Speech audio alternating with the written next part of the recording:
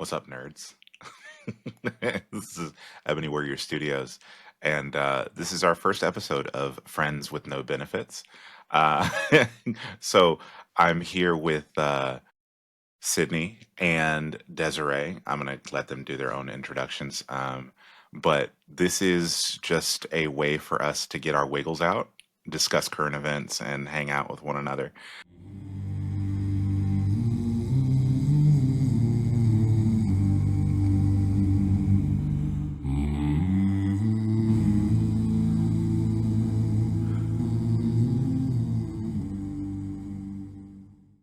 Today's discussion is on uh, Uncle Tom's Cabin and how that correlates to modern day Sambos and what we like to so ever lovingly call coons.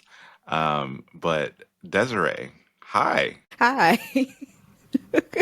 I was not expecting that word, but yeah, I mean, we're black, we're allowed to use it. I know. It just got me by surprise. Um, but I yeah, hi won't. guys. I Yeah. won't use it. I'm white. You, my screen might be black, but I'm definitely white. I'm Oh my Sydney. God, love that. I'm just here. But yeah, I'm my just name is here. I love y'all. right. We love you. But yeah, I'm Desiree here to assist in this conversation of Uncle Tom and hopefully give some insight into the history of the term and how it's being used today versus what it actually was back then. And so I'm looking forward to having this educational discussion. I mean, educational, but also fun. This. So Yeah. these are the friends. Okay, this is going to be our kind of like our normal thing.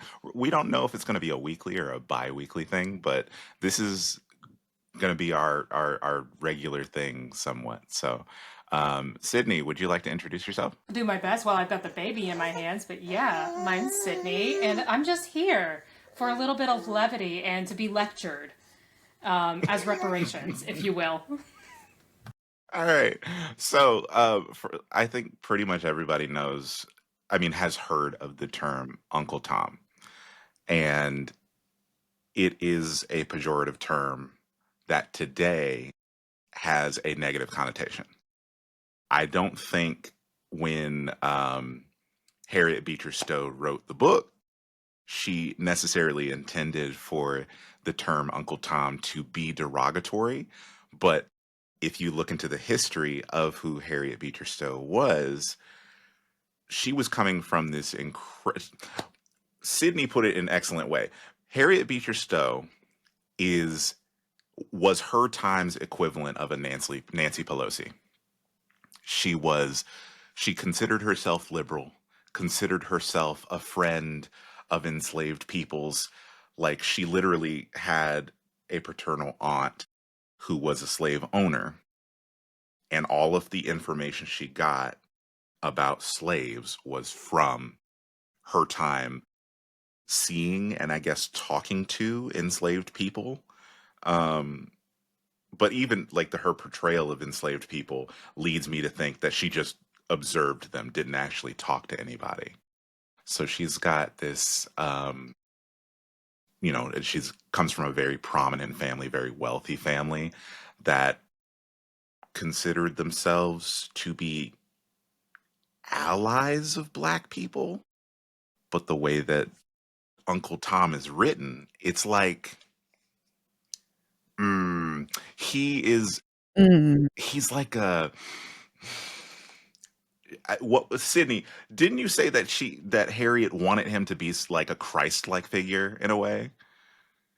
I think that's what she said when she was doing her research, because Sydney is the Yeah, researcher. so she intended for him to be very Christ-like and all forgiving, basically, which of course just came off as very subservient. It goes into this mythos of that white people have that Jesus was always willing to forgive and he was always a pacifist, completely disregarding the fact that he braided a whip and beat out capitalists out of the church.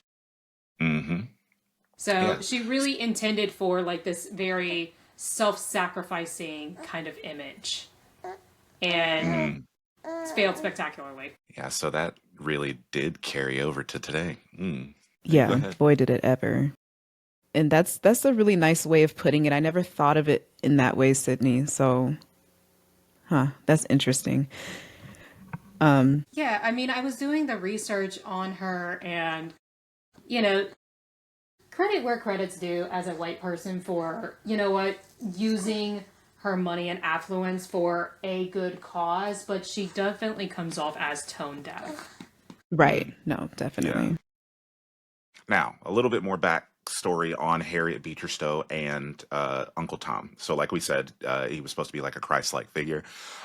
His story is one of, he's an enslaved individual, so it's like pain, torment, and sorrow, and every single time he's done dirty, he takes the high road. I'm a love you no matter what, massa. You beat me, I'm gonna come right back and give you a hug. Like that, and so there's a lot of people who today will say, Uncle Tom was actually the good guy, but the way that he's written, it's literally supposed they about in Bibles that they would give enslaved people. They would literally take out any parts about rebellion, any parts about standing up for yourself or being an independent person, but they wanted you to still be a Christian. And to them, an enslaved person as a Christian was subservient. So Uncle Tom is this subservient and like loving person to a fault. And I guess in Harriet's mind, this is the ideal black person, because there's different like archetypes when it comes to like self-hating Negroes, people who are very have that internalized racism. So you have the Uncle Tom sort of archetype, people who are um, very naive in a way. Okay, and then you also have the second archetype is the one that's angry with who they are, and they're just angry with the world, angry with black people in general. And they an Uncle Tom sort of character is still going to be loving towards other black people, but then the second archetype, they full on hate themselves and who other black people are. They think that all the problems that they deal with in the world have to do with black people. It's not an issue of white supremacy. It's not an issue of racism. It's an issue of black people being unruly. And that's how, like those two different archetypes both think that you need to be subservient and need to be, you know, uh, obedient to palm colored people. But well, when we talk more about modern times, and then we'll talk about how those two things play out and how we see that in today. But yeah, now that's Uncle Tom was good Lord. I don't understand how you could think that was like, you know, the good guy. Like I understand what they were trying to do, but at the same time it's like you think that black people deserve to be subservient for what? Yeah. Yeah. It's weird. Y- Might as well just use it as if he's, I don't know, in relation to the Bible, with how they use the Bible for us to be as justification, at least for us to be subservient and obedient. The story around Uncle Tom, I feel, is no different in a way. Some people may look to him as the hero, but there's just a lot of nuance, I think. And then also, you have to ask yourself, was it really even, I don't know, right for Harriet Beecher Stowe? Was it right for her to even write it in the first place? Like, I don't know. I feel weird about that. It's kind of It, funny that you it's bring that up sticky. though, because there is a very sordid history of white women entering the spaces of Black people under pseudonyms because it's easier for them to garner a following. It's easier for them to get their work out there if they pretend to be a Black person. And we've seen that time and time again. I didn't realize the conversation was going to go there. Otherwise, I would have looked the list up because I was just thinking about that the other day. There are quite a number of authors that were exposed because their writing was for Black people. And they were exposed as white women, basically catfishing. And I think it also falls in line with that same thing that we see today of white musical artists starting out in rap and hip hop because it's easier for them to start their career. And then as soon as they Yeah. gain the following and the money that they wanted, they switch right back over to where they wanted to be, which is like, country music or something like that. Like Post Right. Malone and Jelly Roll and all them, Machine Gun Kelly. So basically, a reverse Taylor Swift. Yes. Yes. Don't get me started on Taylor Swift. I'm already Yeah. on one with Taylor Swift. She's been a hot topic today, so. Yeah, because that stupid album. I just don't understand how you're damn near 40 acting like you're in high school. Right. Just like, girl, please. I Do don't know. something. Do Write something something. else. Do It's that something else. meme with the Yeah. stick. Like Do something. with the absolutely. It just gets old. But yeah, that's a wonderful example. But I was thinking, yeah, I definitely was thinking about that the other day. Like, do we think enough about why she wrote what she wrote? Was it acceptable? Should it be acceptable? I don't know. But yeah, I the whole Uncle Tom as a character and just being loosely based on Josiah Henson as a former slave from Maryland. I just I don't know. One thing I don't know for sure though, he's based off of he is a real actual person, right? mm, He is. Okay. yeah. That's the part I was kind of struggling with because I've seen several videos of people saying that he wasn't real. Others were saying that he was. I hadn't read Yeah. his autobiography, and so okay. I Yeah. just From what wanted I to was make seeing, sure. Uncle Tom is based off of a real life person. And Okay. that actually brings us to our next point. One of the main issues with Uncle Tom's Cabin, right, was this idea. It was written by a white woman, number one, but this idea that Black people are supposed to be loving and subservient, always take the high road, happy and jovial, no matter what, hell or high water. You know what I mean? Hmm.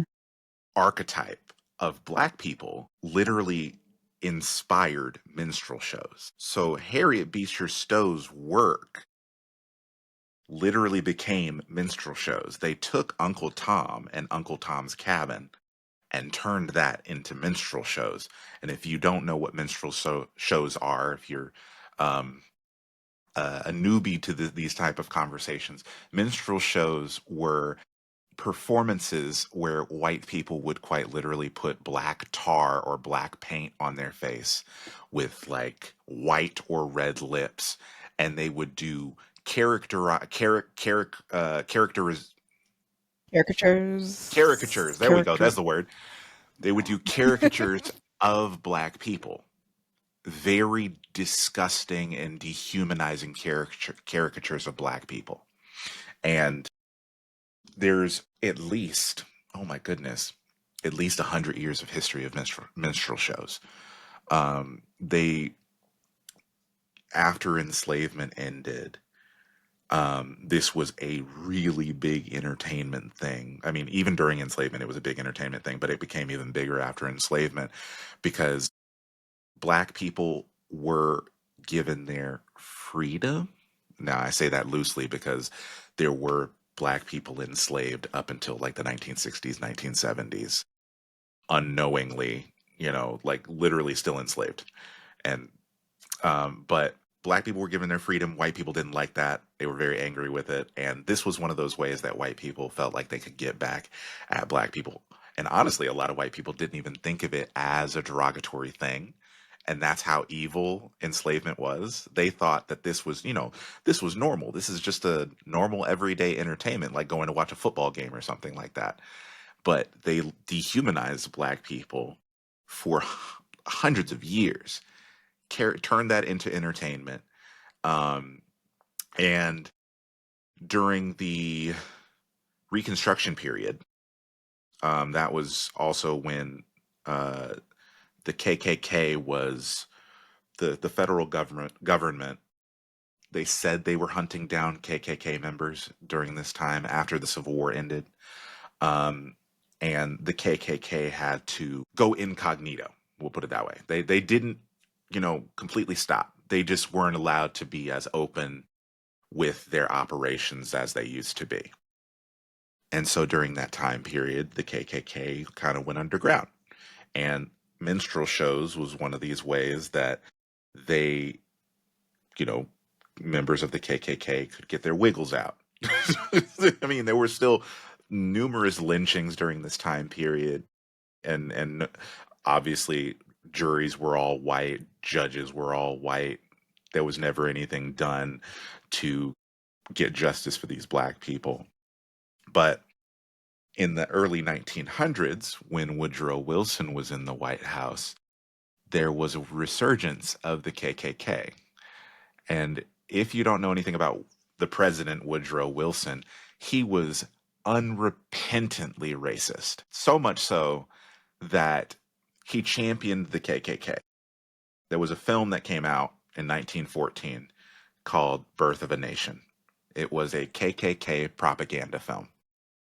In this film, you had the ultimate minstrel show. There was there were several black people, several white people playing black people in this film. And the whole idea behind it was that the KKK were the saviors and the heroes of frail and meek and mild white women. Black people were these savage beasts like gorillas, and they ate watermelon and fried chicken. They were either lazy or they were savage and feral. And the KKK had to come in and save white women from these spooky, scary black men. And Woodrow Wilson loved this movie, so much so that he played it at the White House. It was the very first movie ever played at the White House. And this movie was used as a recruitment tool for the resurgence of the KKK. And one other fun fact about that, the Stone Mountain here in Georgia, the Confederate monument, was carved by the same guy that did Mount Rushmore, right? Now, Stone Mountain, there's a place on top of Stone Mountain where, you can hike up there and whatnot, right? That is the very first meeting place of the KKK after they had their very first brand new meeting after 1914, when they had their little resurgence. It was Stone Mountain, on top of that mountain, where I can't remember if the thing was carved yet, but on top of that mountain, that's where the KKK met for the first time after reuniting, or whatever the hell you call it. Sheesh.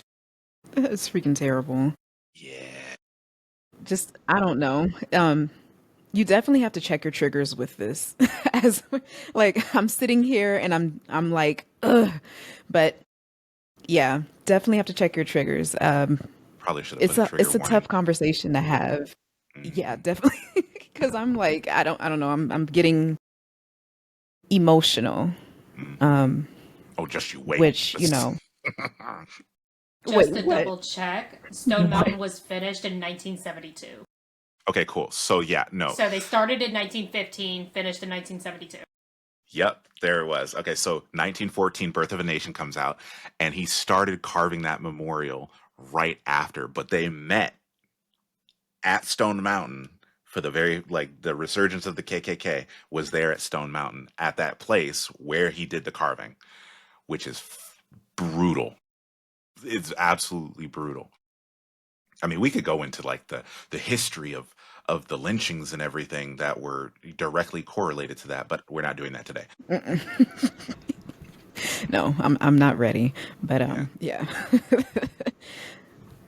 But yeah, it's still there as a symbol of, I mean, I don't know. Have you been to Stone Mountain, No, or we have you actually not really been there, but we went to Ren Fair last year, right? And I won the cosplay contest that they had.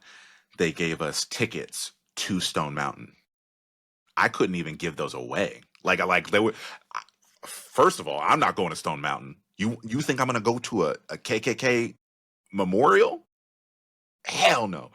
And so my first thought was like, do I just like give these to somebody? I'm like, I'm not giving tickets away to a KKK memorial. Hell no. So yeah, no, I've never been to Stone Mountain, and in no way, shape, or form do I have any interest in going there. It's it's like you've heard of what do you call it? Lake Lanier? You've heard of it? How haunted it is? yes. There is no way in hell I would go to a place of such evil for shits and giggles. Like going to Lake Lanier. That if you don't know what Lake Lanier is, it's a lake here in Georgia. That used to be a town called Oscarville. It was a black town. They murdered black people, stole their land, and literally flooded it and turned it into a lake. And there have been numerous unexplained deaths at Lake Lanier because apparently swimming in haunted fucking water is a pastime to do. You wouldn't catch me. And the crazy thing about Lake Lanier, I'm not one of those super superstitious people, but whatever's going on with the terrifying haunting shit at Lake Lanier, it does not care if you are black or white. It don't give a shit. And so there have been black and white people that have got by Lake Lanier. So you wouldn't catch my black ass anywhere near Lake Lanier. No way in hell. So the same thing with Stone Mountain. Uh-uh. Yeah. Yeah. It's just No, straight up being that I'm evil. not necessarily from Georgia, like I don't know how it looks. I didn't know if like maybe you've ever driven past it or, Oh, but I it's was just kind of literally wondering if you've ever gotten a glimpse. it's pictures online. It's just a giant, think of a really, really big rock, and they carved uh, Klansmen, Confederate soldiers into the side. It's literally a mountain. It's a giant. It does look like a giant, oversized rock. It's just a bare face Okay. rock, and they carved Confederate soldiers into it. If I'm remembering correctly, I think Nathan Bedford Forrest is carved into the side of it, and he was the founder of the KKK. Okay. I was thinking like I thought it was like Jefferson Davis and I think there's several Robert figures up E. there, but I think Were they? Nathan Bedford Forrest is up there too Ah, interesting. because they gotta get their jabs in. Like, haha, Right. gotta It's so remind you who sad your that daddy it is. still stands. Right. It's so sad that it's still here today in 2025 and remains a symbol of white supremacy, just sitting there, despite the ongoing controversy. Like, this is what we have to put up with as Black people. This But is that's the thing. it's a Remember, reminder. what was it, 2020, when Black Lives Matter and all that was just like going strong. You remember how hard it was to get. I mean, they had some wild statues up, right? If I remember correctly, I think there was a statue of Nathan Bedford Forrest that got taken down, but it was hard to get even the founder of the Klan taken down. You know what I mean? Yeah. Stone Mountain is one of those things that 100% needs to be done away with. And there have been petitions for the longest time to get it, carved over or just wiped away. But Yeah. they always come back with this same answer of its heritage, not hate. What do you mean? Your heritage, like the Confederacy, right? We're talking about the Right. Confederacy.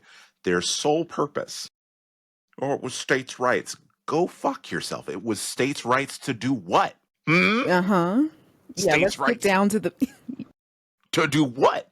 It was literally in all of their, like letters of secession and whatnot, it clearly stated nobody's going to infringe on our ability to have slaves. Those Negroes are right. ours.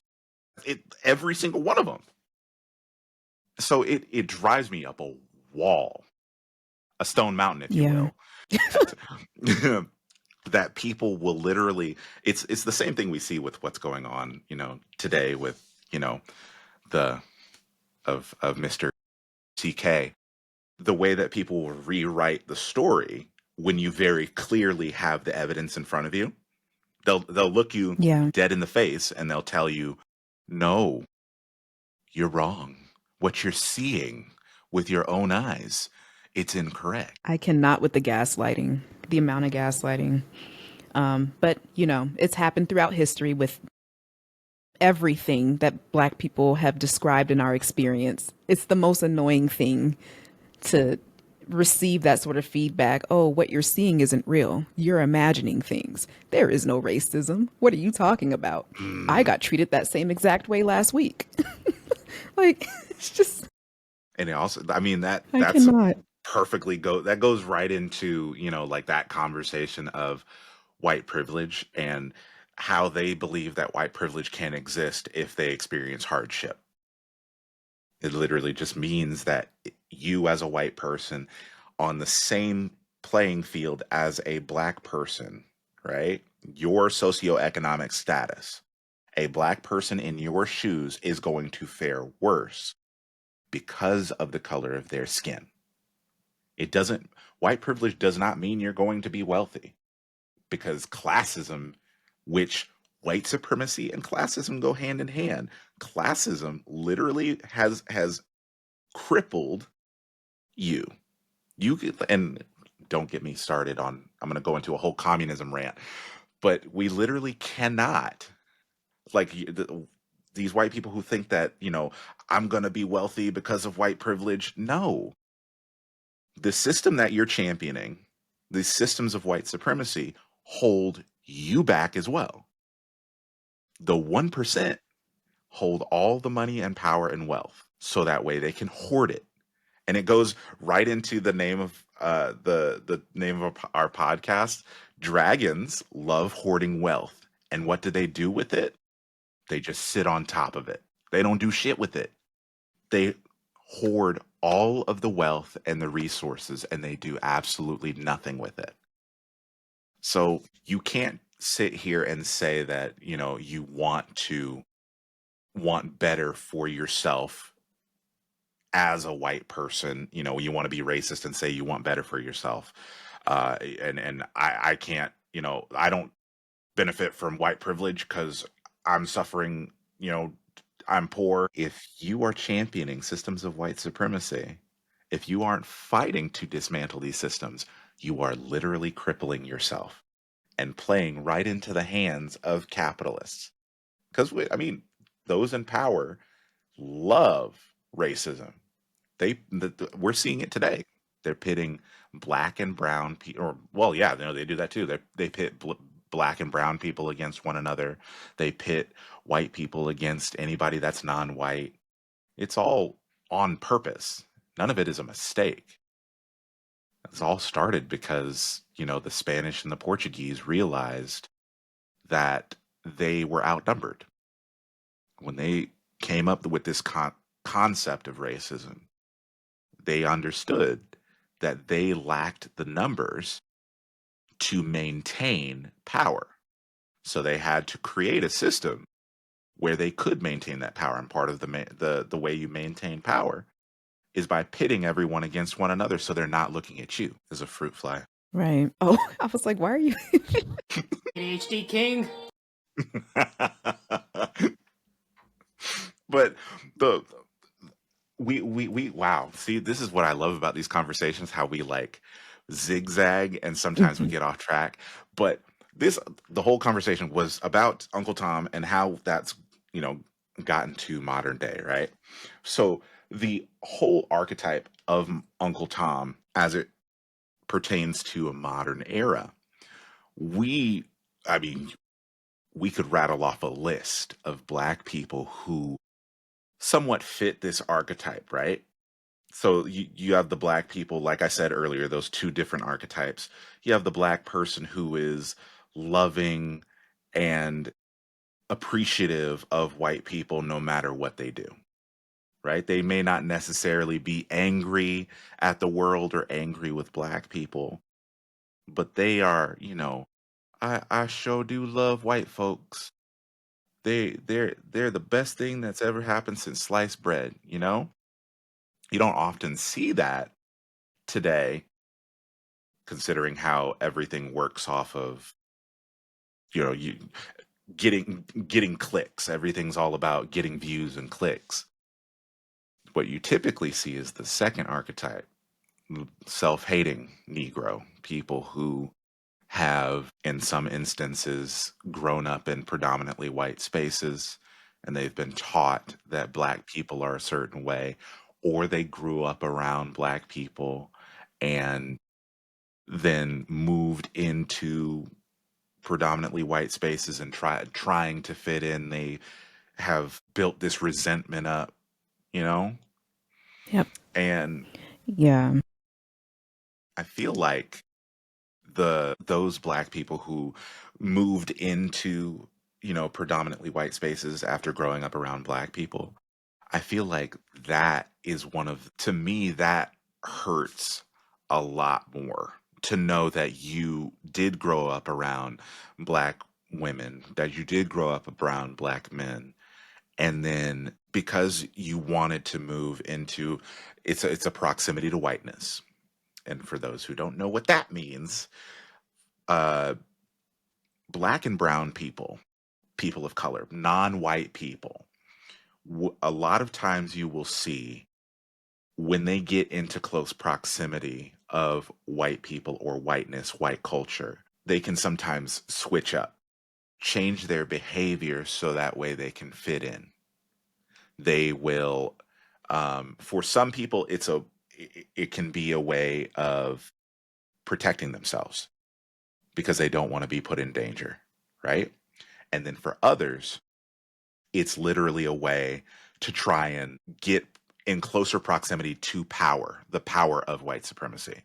So some examples, Kanye West, for example, he was the very beginning of his career, he was incredibly vocal, pro-Black, you know what I mean? And very outspoken for the Black community.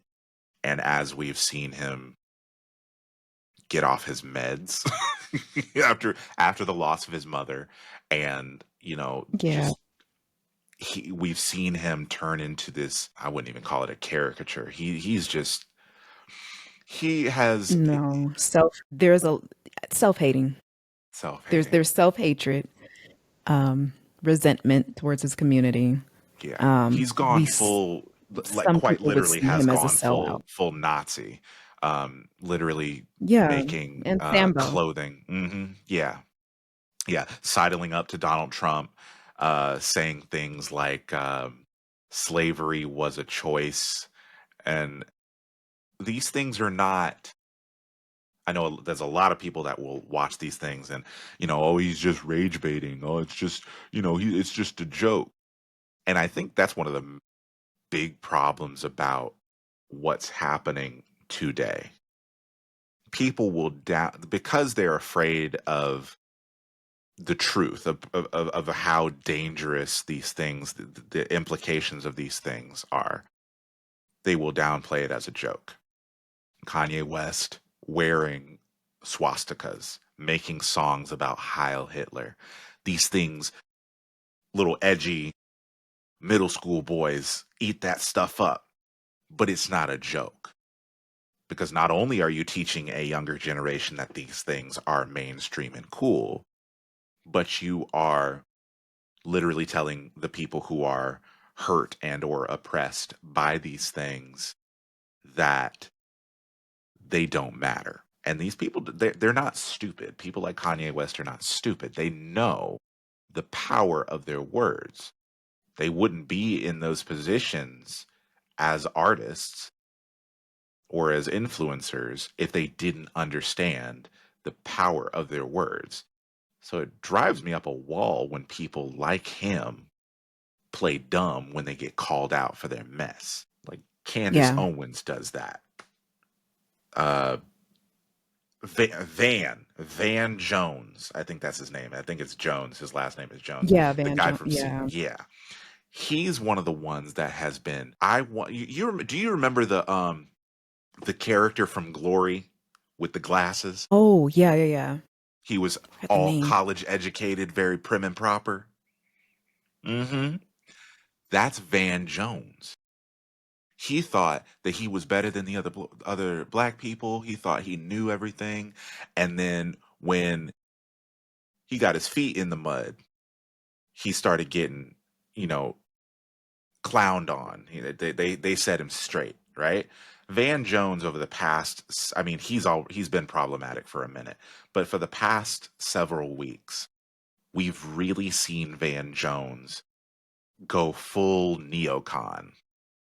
He's one of those black people who is, I think he would fall more under the archetype of the Uncle Tom, the first archetype, where they're, you know, white people can do no wrong, and I don't necessarily have any anger towards black people, but they can't, you know, Right. you can do, you know, if you don't listen, you're gonna get yourself hurt. Van Jones has been capitulating to fascists, even though he's on CNN and considers himself a liberal.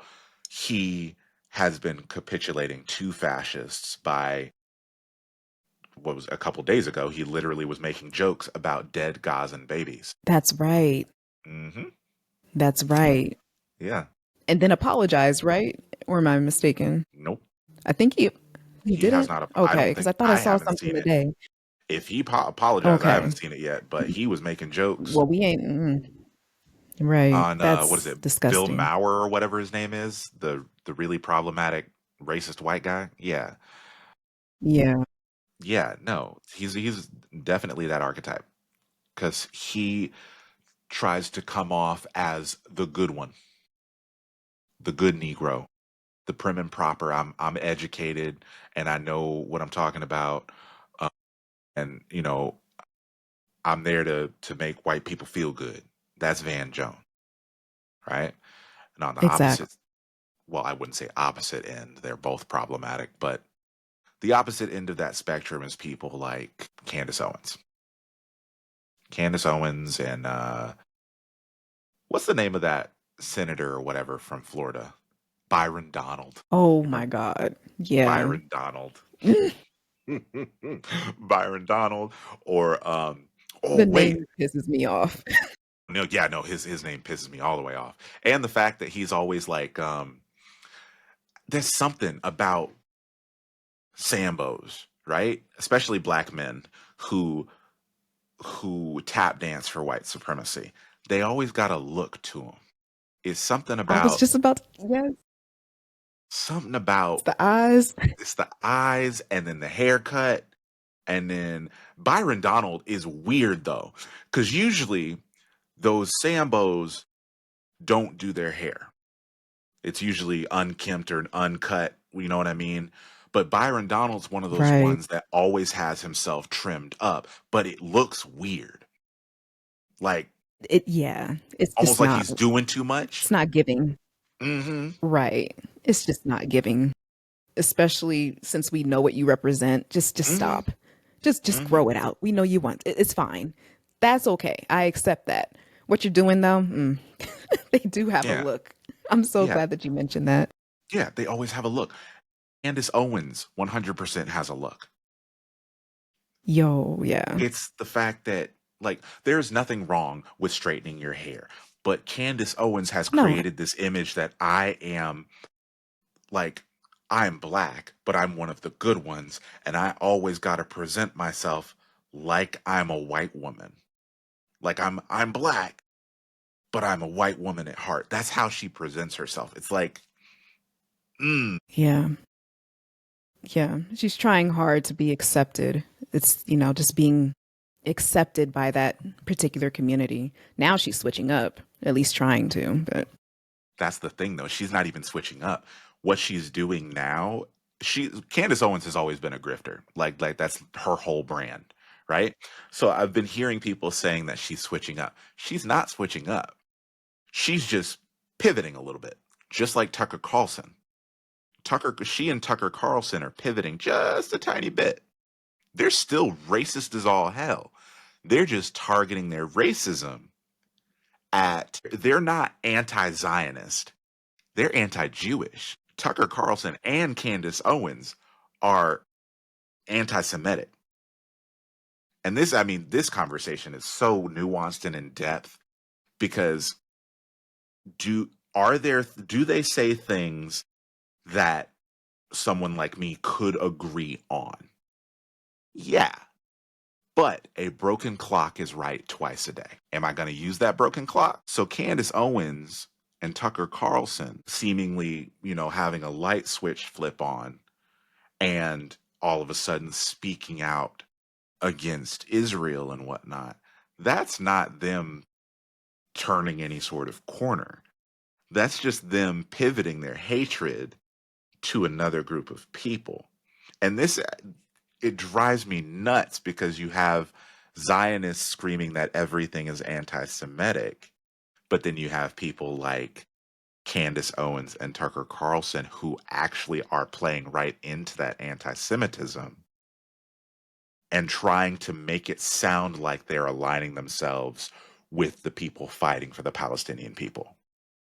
It's infuriating. I think we talked about it the other day, actually.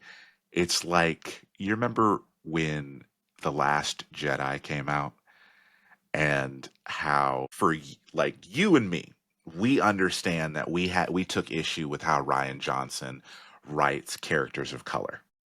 It was very frustrating how if it was like characters of color got sidelined and their entire story arcs just obliterated and whatnot, Then you had people who hated the movie or disliked the movie because a woman's the main character, there's people of color in the movie, and people were conflating these two issues, right?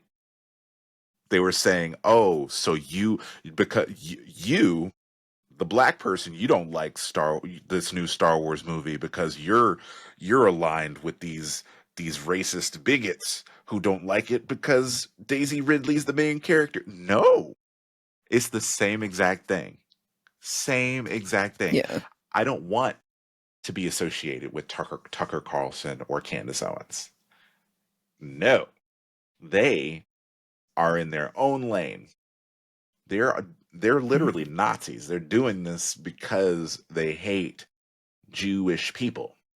They don't do it because they hate Zionism and Israel. They do it because they hate Jewish people. So, Candace Owens is a whole trip. Her entire life has been nothing but a grift. literally. God. And like It's she yeah. she used Charlie Kirk's death to try and garner some, you know, views and whatnot too. Like, remember how she was saying that she and Charlie were best of friends and whatnot. Even if you were, the fact that you weren't invited to anything, that should tell you you were not. Number one, it's a racism thing. It's a race thing. Like you're black. Right. What did you think was gonna happen? You're black. You's a nigga. Mm-mm-mm. But number two, I think that, as close of friends as they may have been, Candace was playing in this very dangerous, like, sort of area because you're number one, they're conservatives, right? Conservatives are all about possession. Everything's about mine, mine, mine. Okay. Charlie Kirk was married. After he dies, Candace Owens starts posting photos and videos of them together. So what if they may have just been friends? Everything about conservatism is about that is mine, don't touch it. Candace Owens is over there posting photos of her and Charlie Kirk, and it really does like look like, okay, they may have had something else going on. But then she acts surprised when she doesn't get invited to his funeral. I mean, obviously, this is a nuanced conversation. There's a load of things, but Right. Candace, I mean, you're black and you're acting like you and Charlie had a thing going on. What did you think was going to happen? delusion. Just Mhm. wake up. But you know what? I forgot who told me, but Black people like that always get their wake up call. Mhm.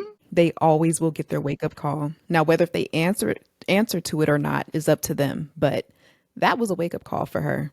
Mhm. She might not learn the lesson, but it was there. Oh, guaranteed she won't. Because I was thinking the same thing, that may have been the moment for her, like to like wake up. But I looked at it from the perspective of this is the same woman who doubled, tripled, and quadrupled down on calling a rich white man's wife out of her name. Hmm. A rich white woman who could very well buy your shoes out from under you. And she doubled, tripled, and quadrupled down because I got the evidence. I got the. I don't think Candace Owens is one of those people who has never been punched in the face. She's Hmm. never actually been confronted about the vile shit that she does. So, in the face of being sued for millions, she's grifting, trying to raise money for that. And yet she still didn't get that what she was doing was fucked. So, of course, she's not going to understand why she wasn't invited to Charlie Kirk's funeral. Right. She's well beyond the sunken place. Whatever's in the pit down Got to leave there. her where she's at. Mm-hmm. Yeah. Leave her where she's at. Yeah. Just like Harriet, you can't take Harriet Tubman literally said you can't take them all with you. She's Mm-hmm. one of them.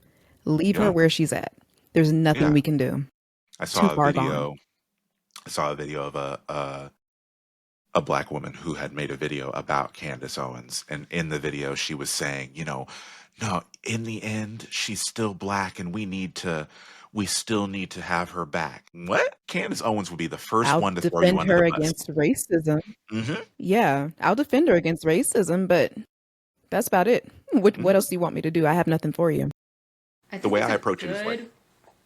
Oh no, I was just saying that's a good way to go into kind of historical precedent of people who have been race traders. yeah. But what I was gonna say is like, just like you were saying, I do not want it. I made this analogy on a video a couple days ago.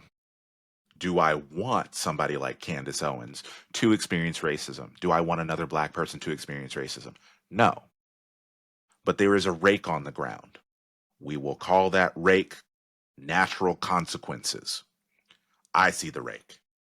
You see the rake. You go and step on the rake. And then you look at me as if I made you step on the rake, or as if somebody else just made this rake magically appear. I don't want you to Hmm. experience that racism, but you have ingratiated yourself in a whole ass system of white supremacy. You literally hang out with Nazis. And then when you experience that racism, you looking at other black people to save you. What did you think was going to happen? Leopards, Right. face-eating leopards eat faces. You have a face. Absolutely. Absolutely. And don't call the NAACP. Okay. Mm-mm. Like she didn't. 'Cause What was she, that? Mm-hmm. yeah, she literally like I thought that was against what you stood for. Like it just makes no sense. It makes no Isn't sense isn't that how whatsoever. she built her platform and made her money to begin with? Yes. Yes. Right. Uh-huh. Uh-huh. Yeah, she Oh, they basically always started do that. out with she experienced a hate crime while she was in high school, Mm-hmm. and then essentially pursued justice on that and then turned out to be the person she is now. So it really does fall in line with that same conversation we were talking about earlier, how people will start out, white people will start out, or white women will write books for black people and hide under a pseudonym, or white artists will start out in hip hop. Candace Owens started out advocating for herself as a black person, then full out moved into white supremacist red pill bullshit nonsense. Right. Kanye West, another example. Mm-hmm. Just we're going around it. It just makes no sense. I don't know. Yes, proximity to whiteness, but at this point, it's almost like, damn, is this like a mental thing? I don't know. I don't know. What is it? You start out on the right I mean, foot. I think there's a part of it that's also feeling like it's self-preservation in a way. I can see that. I could understand the self-preservation thing, but at the same time, they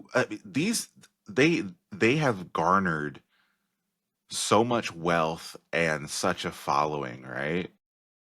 They're pretty much set. So it's not like they have to continue being anti-black to be comfortable.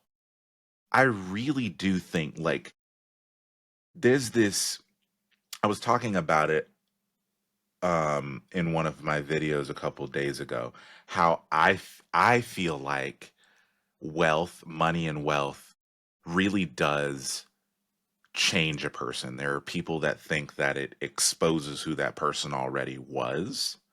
And I think in a way that's kind of true. But I think it's like once they get to a certain degree of wealth, the greed full on takes over. Like it's the reason you don't see people like Elon Musk or Bill Gates or any of the owner of Amazon. You don't see them stopping.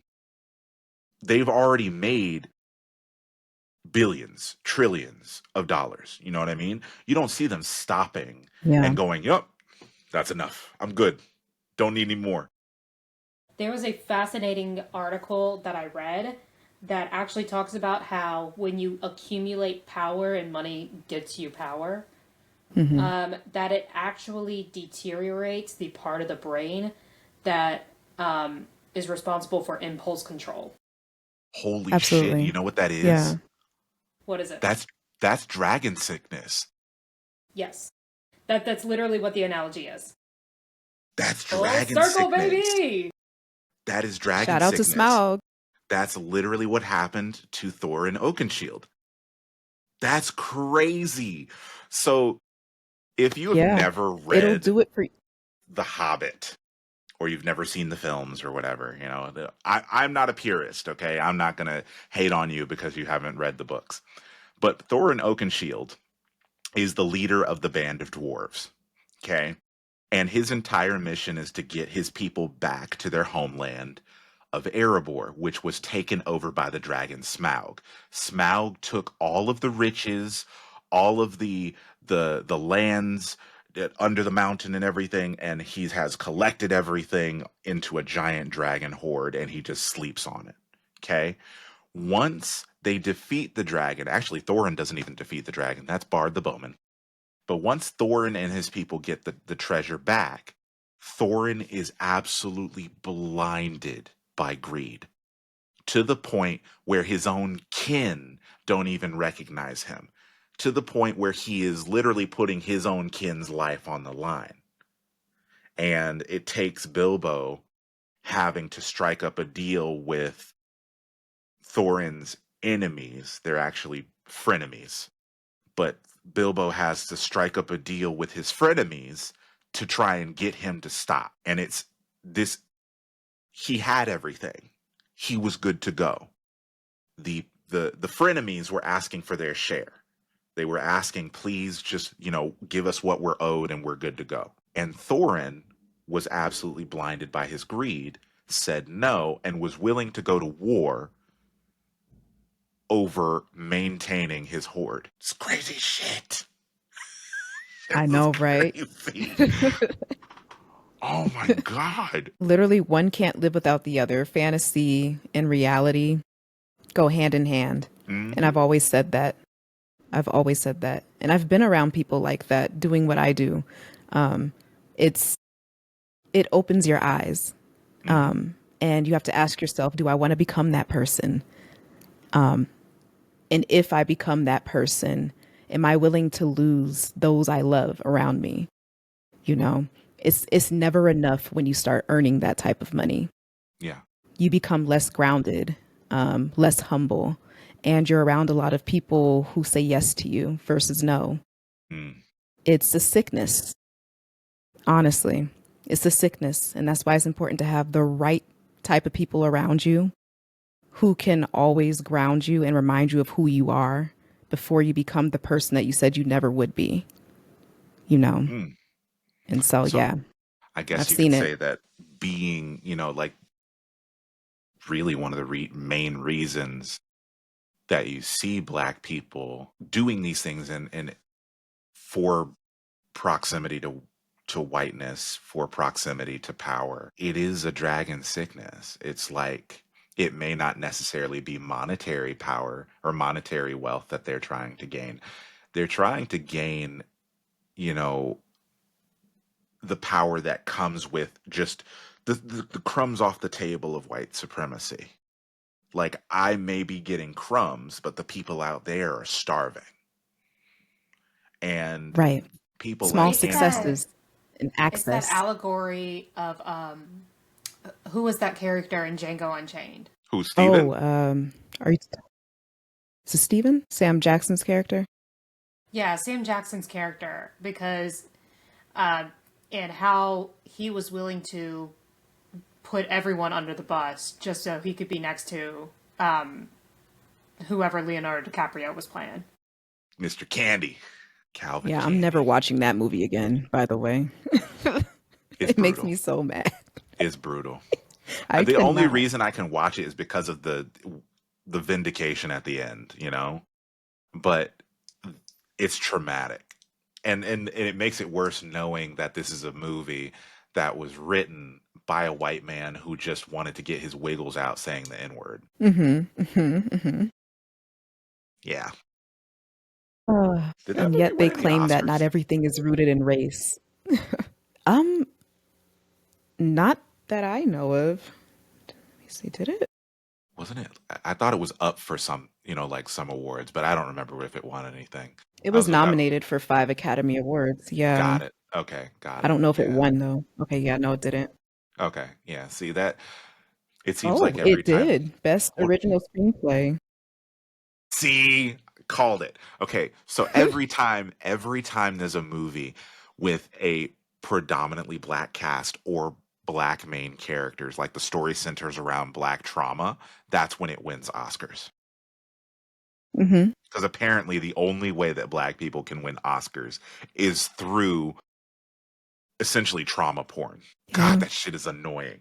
It's like The Help. That's Like a the goddamn Help. whole other topic for another episode, if you will, is how white people digest trauma porn like no one's business.